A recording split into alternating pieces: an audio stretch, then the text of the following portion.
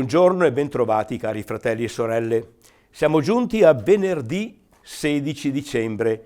Siamo sempre nella terza settimana di Avvento, ma stiamo ormai avvicinandoci sempre più al Natale. Quest'anno abbiamo un Avvento completo di 4 settimane complete, dal momento che il Natale cadrà nella domenica, il 25 è di domenica, quindi 4 settimane intere. Stiamo però avvicinandoci agli ultimi giorni di Avvento. Chiediamo l'aiuto dello Spirito per ascoltare e lasciarci illuminare dalla parola del Vangelo. Vieni, Santo Spirito, riempi i cuori dei tuoi fedeli, accendi in essi il fuoco del tuo amore. Ascoltiamo il brano del Vangelo di oggi. È un brano dal Vangelo di Giovanni. Il tempo di Avvento non segue la lettura continua di uno dei Vangeli, ma sceglie le letture con l'intenzione di proporci la via migliore per vivere bene l'attesa della venuta del Signore. Leggiamo questo brano dal Vangelo di Giovanni.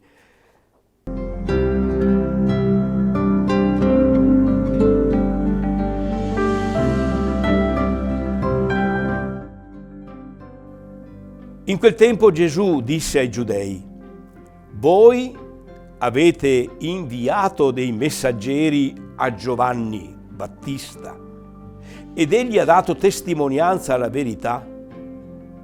Io non ricevo testimonianza da un uomo, ma vi dico queste cose perché siate salvati. Egli era la lampada che arde e risplende, e voi solo per un momento avete voluto rallegrarvi alla sua luce. Io però ho una testimonianza superiore a quella di Giovanni, le opere che il Padre mi ha dato da compiere.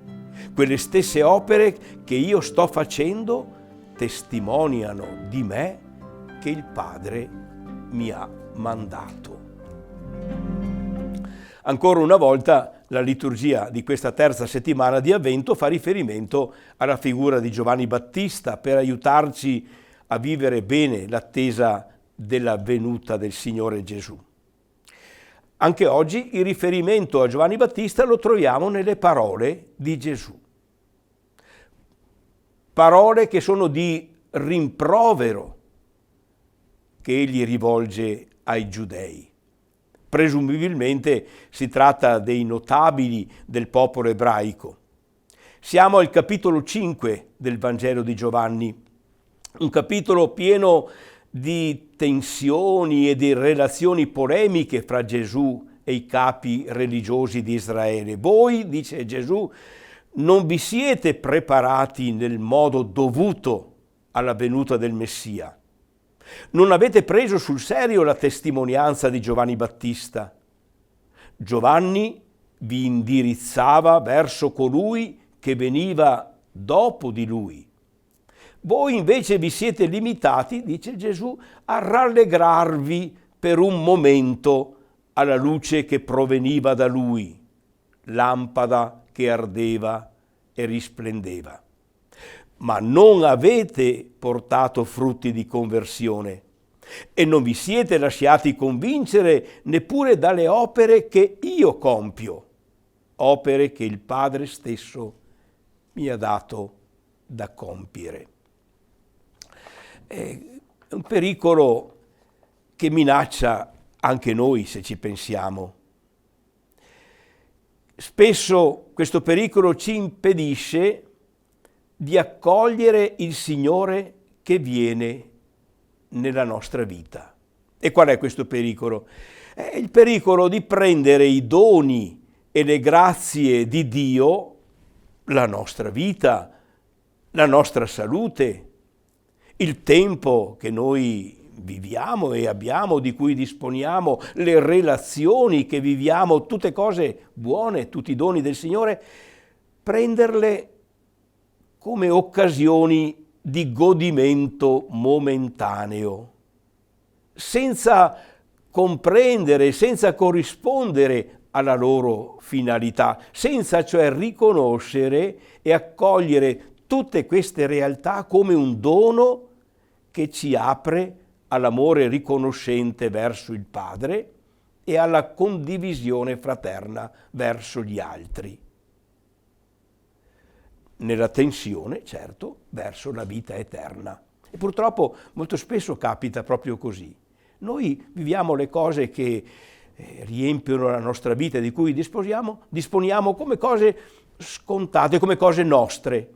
Facciamo fatica a coglierne l'aspetto di dono, di grazia, che ci invita alla riconoscenza e alla condivisione fraterna.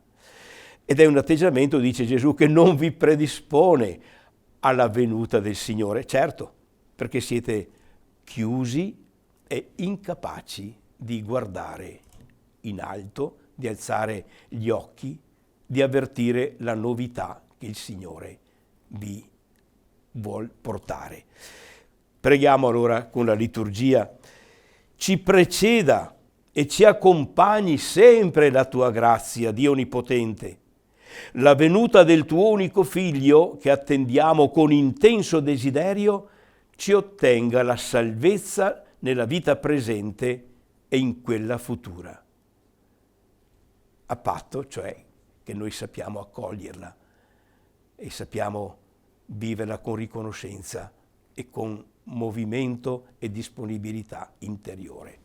Domandiamo che il Signore ci accompagni con la sua benedizione a vivere questi atteggiamenti e questi sentimenti spirituali.